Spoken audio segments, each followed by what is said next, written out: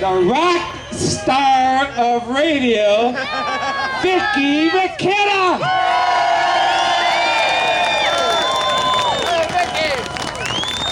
I'm freezing.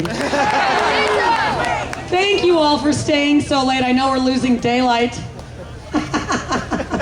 And we don't have lights. But wait, I heard some of you had pitchforks. I heard some of you had torches.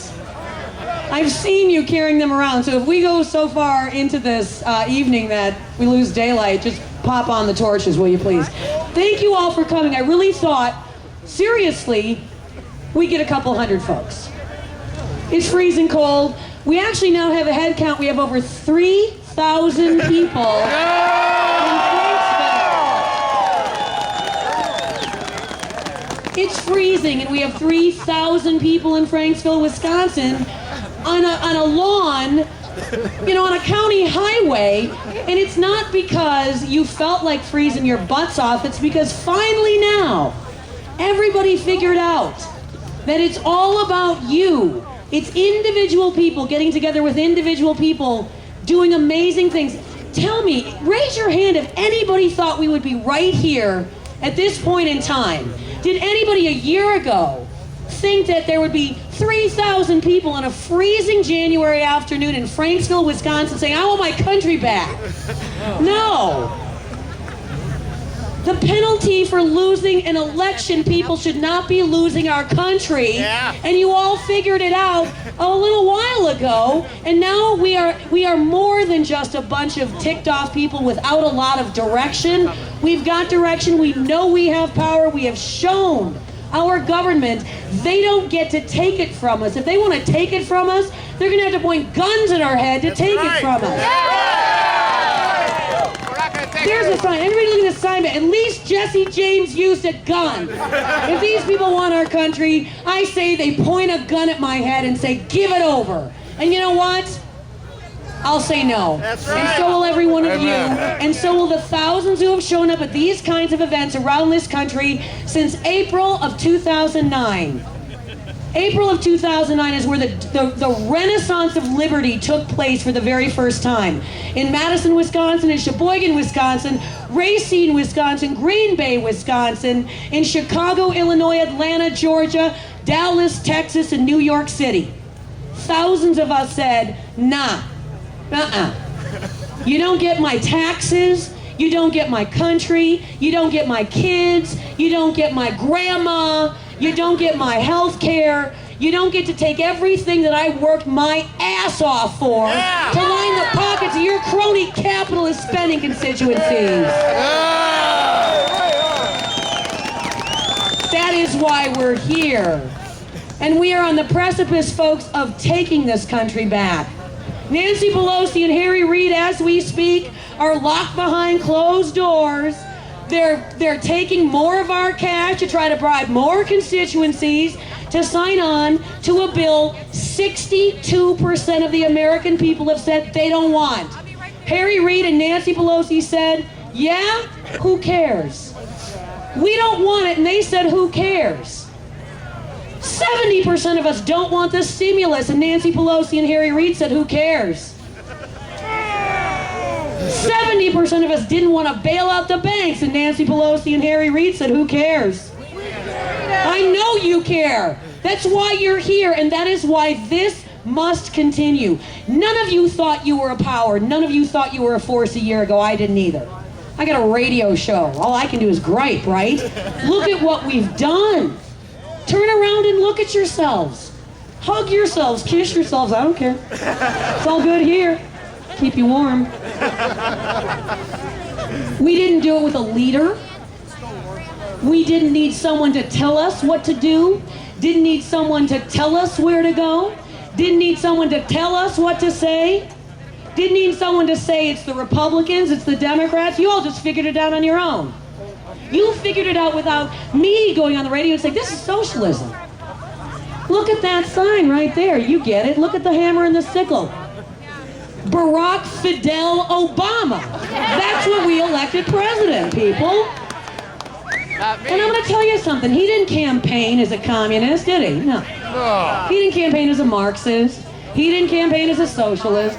He didn't campaign as a progressive. He didn't even campaign as a liberal. He campaigned as a moderate to conservative candidate. He campaigned to the right of John McCain. And some people said, you know what, that sounds pretty fine to me. But again, he lied. He's a And liar. he continues to lie. He's a liar. Where shall we begin with the lies? Shall we begin with transparency? That's a pretty easy one. That's a pretty easy one not to lie about. This guy lies so many times. He had his wife, First Lady Michelle Obama, lie about the White House garden's vegetables. If you gotta lie about the vegetables, you think you're gonna lie about taxes? Well, I don't know.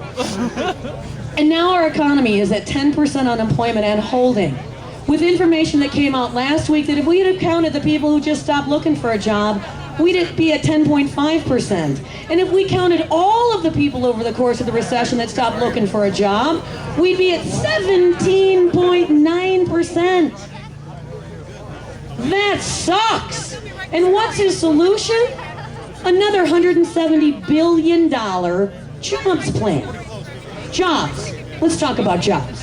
$787 billion are supposed to create 4 million jobs. And we lost, hang on, 4 million jobs. Weird how that works. So we need to spend more of our money to presumably lose more of our jobs. $170 billion. And what's attached to it? What is attached to it, folks, is taking away the secret ballot and forcing unionization on companies with as few employees as 2. How do you think that's going to do to create jobs? It won't. Enough. 2010, the elections are just a short few months away. You can wait, can't you? You can keep this up, at the very least until 2010, I have no doubt. Your presence, your simple presence here in Franksville, Wisconsin, because you're not the only people gathered on a frigid January afternoon around this country. There are other people doing the exact same thing we're doing. You know why? Because we want to make it impossible for Nancy Pelosi and Harry Reid to get away with somehow selling that ridiculous health care bill as some kind of political success. Every single effort you make matters. You have now joined forces for local government change and county government change. You really are the change you've been waiting for, huh? Weird how that worked. You didn't need a leader, you did it on your own. You don't need me to tell you what a wonderful group of folks you are, but here's what I would like to tell you. You give me faith in America. A year ago, I was ready to essentially concede that we have gone the way of the European welfare state. I was ready. Well, I gotta tell you what, folks, it's pretty hard to get a flag-waving girl like me to come to the point where I think my country is slipping between my fingers. And April 15th changed my mind. Then May, then June, then July, and each individual month here in Wisconsin, 5, 6 of these kinds of gatherings. And you guys jumped the phones, and you jacked the fax machines, and you didn't stop. You are beyond a force to be reckoned with. Let me tell you something, Tea Partiers. You are more popular than either the Democratic Party or the Republican Party. America is you. You are America. Period. Yeah. I want to real quickly before I wrap up, I want to recognize some folks who didn't get a chance to come up here. They're here to listen, they're here to learn. You've got State Representative Brett Davis. The chairman of the Republican Party, Reince Priebus, was here, and Racine County Executive Bill McReynolds was here as well. They didn't want to speak, they just wanted to let you know they're listening too. Everyone's listening, so I want you to make it as loud as possible. I want you, don't be quiet, who cares about being quiet and polite?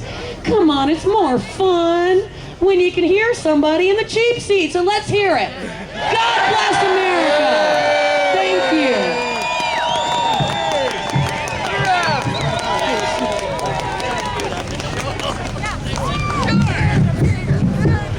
I have something special for Vicki. We have a special acorn.